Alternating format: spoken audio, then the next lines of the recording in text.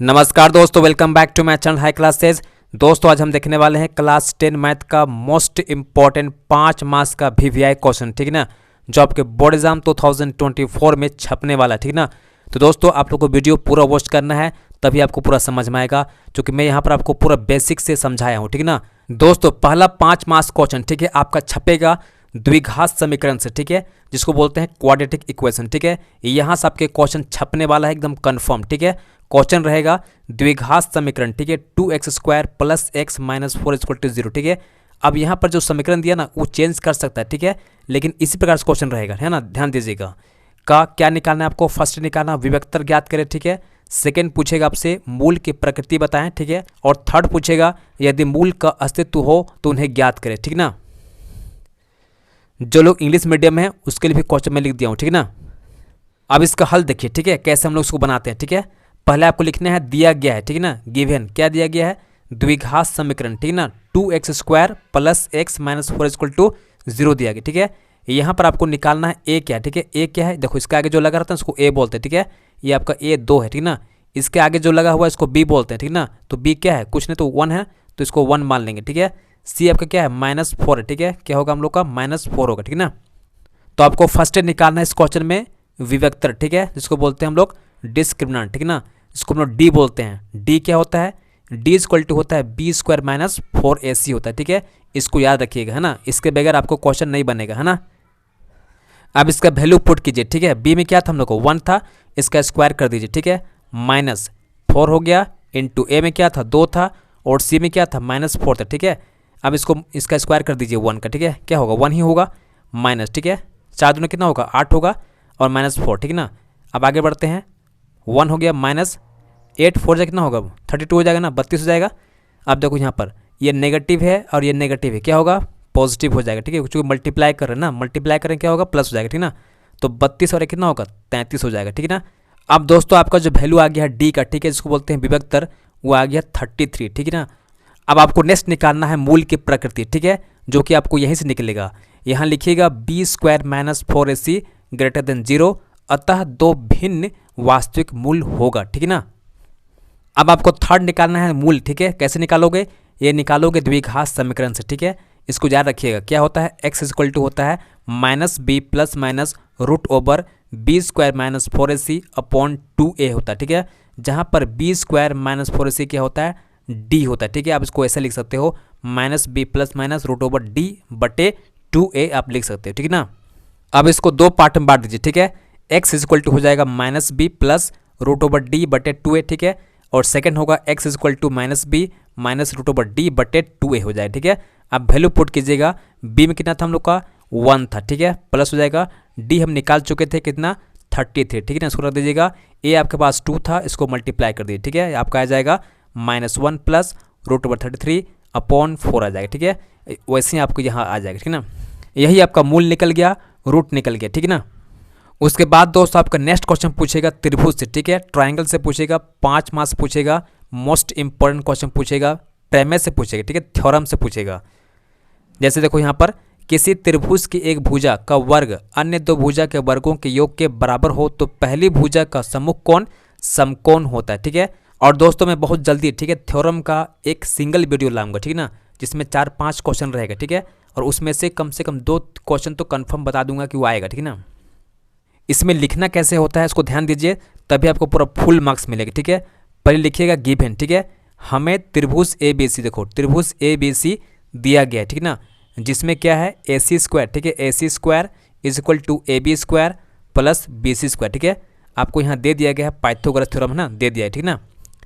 Next आप लिखिएगा to proof, ठीक है, क्या आपको सिद्ध करना है, एंगल B = 90 डिग्री आपको प्रूव करना है, ठीक है ना। नेक्स्ट लिखिएगा रचना, ठीक है, कंस्ट्रक्शन, हमने एक त्रिभुज PQR बनाया, ठीक है, जो Q पर समकोण है तथा PQ = AB और QR = BC है, ठीक है ना। अब यहाँ पर ध्यान दीजिए, ठीक है, एक त्रिभुज हम लोग PQR रचना किए, ठीक है, जिसमें क्या है PQ = AB है और QR = BC, ठीक है, और एंगल जो Q है वो 90 डिग्री, ठीक है, याद रखिएगा। अब आगे समझिएगा, ठीक है, त्रिभुज PQR से इसका क्या हो जाएगा हम लोग का PR² = PQ² + QR² किससे हो जाएगा पाइथागोरस प्रमेय से, ठीक है। तो आपका ये हो जाएगा P R square equal to, देखो पी क्यू क्या था, ए बी था ना, तो यहाँ रख दोगे ए बी स्क्वायर, ठीक है। और क्यू आर क्या था, बी सी था, तो ये हो जाएगा आपका बी सी स्क्वायर, ठीक है। किससे हो जाएगा, बाय कंस्ट्रक्शन या रचना से, ठीक है ना। अब आगे समझिएगा, लेकिन ठीक है, A C square is equal to A B square plus B C square, ये क्या था आपका, दिया हुआ था, ठीक है, गिवन था। इसीलिए क्या हो जाएगा, A C square is equal to P R square, ठीक है। किससे हो जाएगा, इक्वेशन 1, ठीक है, समीकरण 1 और 2 को बराबर करोगे तो ये तो खत्म हो जाएगा, ठीक ना। आपका बचेगा A C square is equal to P R square, ठीक ना। तो इससे क्या होगा, ये स्क्वायर स्क्वायर खत्म हो जाएगा, तो बचेगा आपका ए C equal to P are, ठीक है। इसको मान लोगे इक्वेशन 3, ठीक है ना। यहाँ पर समझिए, ठीक है, ये आपका जो राइट हैंड साइड था A B square plus B C square, ठीक है, A B square plus B C square, ये तो खत्म हो जाएगा, ठीक है। आपका बचेगा A C square equal to P R square, ठीक है ना। अब आगे समझिएगा, त्रिभुज ए बी सी तथा त्रिभुज पी क्यू आर से, ठीक है ना। A B equal to P Q by construction रचना से, ठीक है। आगे देखिएगा, B C equal to Q R by construction या रचना से, ठीक है ना। A C equal to P R समीकरण 3 से, तो आपका हो जाएगा ट्राइंगल, ठीक है, therefore triangle A B C सर्वांगसम, ठीक है, congruent triangle P Q R, किससे हो जाएगा, साइड साइड साइड सर्वांग समता से, कॉन्ग्रुएंसी, ठीक है। यहाँ पर देखिए, ठीक है, P Q is equal to A B था, ठीक है, पहला हो गया, Q R is equal to B C second हो जाएगा, और अभी हम निकाले थे P R is equal to A C, ठीक है। इसलिए क्या होगा, ट्राइंगल पी क्यू आर और ट्राइंगल ए बी सी क्या होगा, हम लोग का सर्वांगसम हो जाएगा, ठीक है ना। इसीलिए angle B is equal to angle Q by C P C T से, ठीक है ना। तो एंगल क्यू आपका था 90 डिग्री, किससे, रचना से, अतः एंगल बी क्या हो जाएगा, 90 डिग्री हो जाएगा। इसी को हमको प्रूव करना था, ये हम लोग हो गया प्रूफ, ठीक है। अब आगे देखिए नेक्स्ट क्वेश्चन, ठीक है, ये आपका रहेगा चैप्टर ऊंचाई और दूरी से रहेगा, हाइट एंड डिस्टेंस रहेगा, ठीक है ना। क्वेश्चन देखिए, भूमि के एक बिंदु से, ठीक है, भूमि के बिंदु से एक 20 मीटर ऊंचे भवन के शिखर पर लगी एक संचार मीनार के तल और शिखर के उन्नयन कोण क्रमशः 45 डिग्री और 60 डिग्री है, मीनार की ऊंचाई ज्ञात करें, ठीक ना। यहाँ पर समझिएगा, ठीक है, बी से आपका दिया गया भवन, ठीक है, और इसी भवन का जो टॉप बिंदु सी है, ठीक है, इस बिंदु सी पर से एक खड़ा किया गया संचार जो आपका मीनार, ठीक ना। तो मीनार का जो पाद बिंदु सी है और इसका जो शिखर है ना, उसका जो उन्नयन कोण है 45 डिग्री है और 60 डिग्री, ठीक ना। इसको लिखिएगा। अब आगे देखिए, ठीक है, यहाँ पर लिखिएगा मीनार की ऊंचाई बराबर, ठीक है, सी डी जो आपको निकालना है, ठीक ना। और भवन की ऊंचाई दिया गया कितना, B C equal to 20 metre दिया गया, ठीक ना। अब आगे समझिएगा, समकोण त्रिभुज ए बी सी में, ठीक है, ए बी सी में, ठीक है, यहाँ अप्लाई करेंगे tan 45 डिग्री, ठीक है। इसका होता है बी सी बटे ए बी, क्या होगा, बी सी बटे ए बी। देखो tan होता क्या है, tan होता है पी बटे बी होता है ना, लंब बटे आधार, क्या होता है, लंब बटे आधार, ठीक है। तो आपका लंब कितना था, बी सी था, आधार क्या था, ए बी था, ठीक ना। वैल्यू पुट कर दोगे tan 45 का 1, ठीक है, क्रॉस मल्टीप्लाई करोगे तो ए बी निकल जाएगा 20 मीटर, ठीक है। इक्वेशन इसको 1 मान लोगे। अब आगे देखिएगा नाउ, ठीक है, त्रिभुज ए बी डी में, त्रिभुज ए बी डी में, ठीक है ना, क्या होगा, बी डी बटे A B is equal to tan 60 degree, ठीक ना। सेम अप्लाई करोगे, पी बटे बी लंब बटे आधार, ठीक है, इसका लंब निकलेगा बी डी, ठीक है ना, और आधार निकलेगा ए बी, ठीक ना। अब आगे सॉल्व कीजिएगा, बी डी बटे ए बी, ठीक है, इज इक्वल टू √3 किसका होता है, tan 60 का, ठीक है ना। इसको क्रॉस मल्टीप्लाई करोगे तो आपका आएगा बी डी इक्वल टू 20√3, ठीक ना।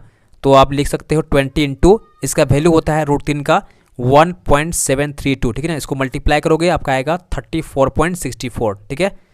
अब देखो आपको निकालना था मीनार की ऊंचाई, ठीक है, तो क्या करोगे, बी डी में से बी सी लेस करोगे तो आपका निकल जाएगा सी डी, ठीक है ना।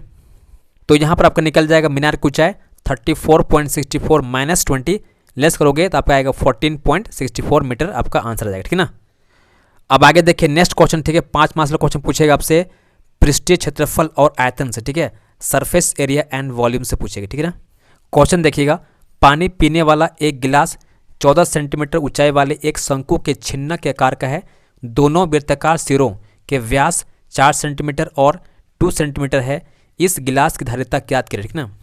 यहाँ पर समझिए, ठीक है, कैसे आपको निकालना है, आपको निकालना है गिलास की धारिता, ठीक है, कैपेसिटी निकालना है। तो v इक्वल टू होता है 1/3 पाई एच, ठीक है, R1 square plus R2 square plus R1 into R2 होता है, ठीक ना। इसको आपको याद रखना है, ठीक है। तो यहाँ पर हमको चाहिए R1 और R2, ठीक है, ये निकल जाएगा तो आपका आंसर पक्का आ जाएगा, ठीक है ना। देखो कैसे निकालेंगे, यहाँ लिखिएगा R1, ठीक है, इक्वल टू, देखो आपको दिया था D कितना था 4, ठीक है, व्यास क्या था 4 ना, इसको 2 से भाग कर दोगे तो आपका 2 सेंटीमीटर आ जाएगा, ठीक ना। वैसे ही आपको सेम निकालना है R2, ठीक है। आपको यहाँ पर 2 दिया था ना, नीचे वाला गिलास उस पेंदी है ना, पेंदी वो आपका 2 दिया था ना व्यास, ठीक है। तो 2 ऊपर है, नीचे 2 से भाग करोगे कितना आएगा 1 सेंटीमीटर, ठीक है। आपका R2 निकल जाएगा 1 सेंटीमीटर, ठीक ना। और H आपको दिया था कितना 14 सेंटीमीटर, है ना।